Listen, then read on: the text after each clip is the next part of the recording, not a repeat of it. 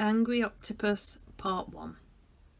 The sun's morning light trickled down through the water to the entrance of a cave.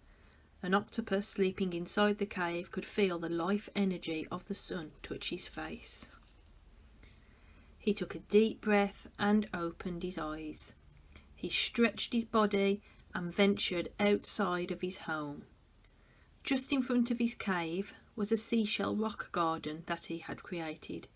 Each morning he would begin his day by eating breakfast in his special garden as he watched the ocean come alive in the morning sun. This morning his garden looked different. During the night, lobsters travelling across the ocean floor had bumped into his seashells and rocks. Everything was knocked over and out of order. The octopus was not happy. In fact, he was very angry.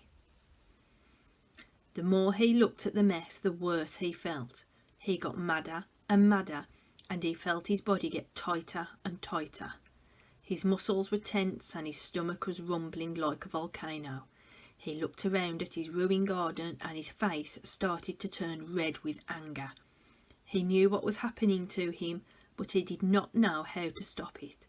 He was so angry that he thought he might explode. And he did. Angry Octopus Part 2. The angry octopus lost his temper, and as he screamed and yelled, he released a purplish black cloud of ink into the water around him. He felt frustrated and out of control. He didn't feel like he was the boss of his own body or feelings, and now he couldn't see through the dark ink cloud surrounding him. A sea child swimming by the cave saw the cloud of anger and confusion and stopped to speak to the octopus. "Why are you so angry? Why are you sitting in the dark cloud on such a beautiful day?"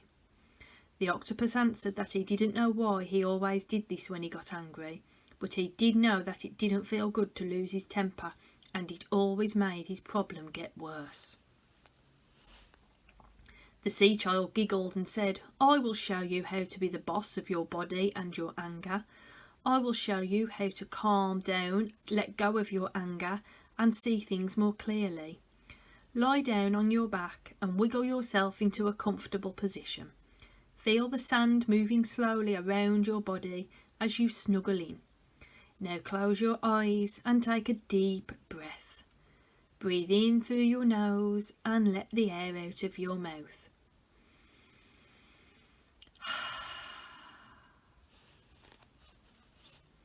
Now tighten your toes and feet. Squeeze them as tight as you can. Squeeze them into a tight ball. Hold, hold, hold. Now let the air out of your mouth and let your toes and feet relax. Surprisingly enough, the octopus felt his toes and feet relax. The sea child continued, "Tighten your legs tight as you can. Squeeze them as tight as you can. Hold, hold, hold. Now let the air out of your mouth and let your legs stretch out gently as you let the angry tight feelings start to slip away." The octopus felt his legs stretch out onto the cool sand as he let the angry feelings leave his body. The sea child continued, "Tighten your hips, stomach and back. Squeeze them as tight as you can. Hold, hold, hold. Now let the air out of your mouth and let your back, stomach and hips melt into the sand beneath you." The octopus felt his body melting into the soft sand beneath him. The rumbling in his stomach became quiet and was now replaced with calm air as he felt his breath move in and out, in and out. Angry Octopus Part 3. The sea child continued, "Tighten the muscles in your chest, your neck and shoulders. Squeeze them as tight as you can. Hold, hold, hold. Now let the air out of your mouth and feel all that tension in your chest, neck and shoulders drift away." The octopus felt the tension leave his chest, neck and shoulders and drift away. The sea child continued, "Tighten your arms, hands and fingers. Squeeze them as tight as you can. Squeeze them into a tight ball. Hold, hold, hold. Now let the air out of your mouth and let your arms, hands and fingers unfold." The octopus felt his hands open and the last of his anger float away. The sea child continued, "Tighten your jaw, your lips and your nose. Crunch up your whole face. Squeeze them as tight as you can. Hold, hold, hold. Now let the air out of your mouth and let your face and skin soften." The octopus felt his skin soften. The octopus enjoyed how relaxed he felt. He focused on how his breath was moving in and out, in and out, filling his belly with warm, happy air. He felt relaxed and peaceful. The sea child continued, "Tighten and wrinkle the skin on your forehead and the thoughts in your head. Squeeze them as tight as you can. Hold, hold, hold. Now let the air out of your mouth and let your forehead and mind become smooth and clear and still." The octopus stayed very still for the next few moments. He realised that he was now the boss of his own body and feelings. He felt his breath moving in and out, in and out, in and out, touching every cell of his body. He felt good. After a few moments, the octopus opened his eyes. Angry Octopus, Part 4.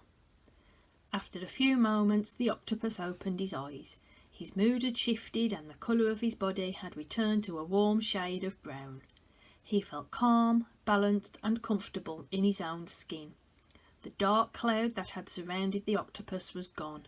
The ever-moving ocean had replaced it with pure blue water.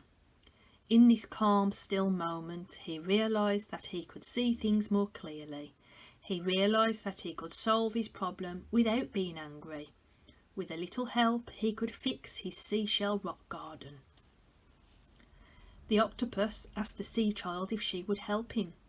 Together they worked and laughed as they created a new seashell rock garden that was more beautiful than anything he ever imagined. Being the boss of his angry feelings helped the octopus to make a new friend. Being calm helped him to see new possibilities. It helped him to think clearly. Now, whenever the octopus feels like he is going to explode with anger, he takes a deep breath. He tells himself that he is the boss of himself. He remembers that being calm helped him to fix his garden and make a new friend. He smiles at how much better he feels as he feels his breath move in and out, in and out, in and out, in and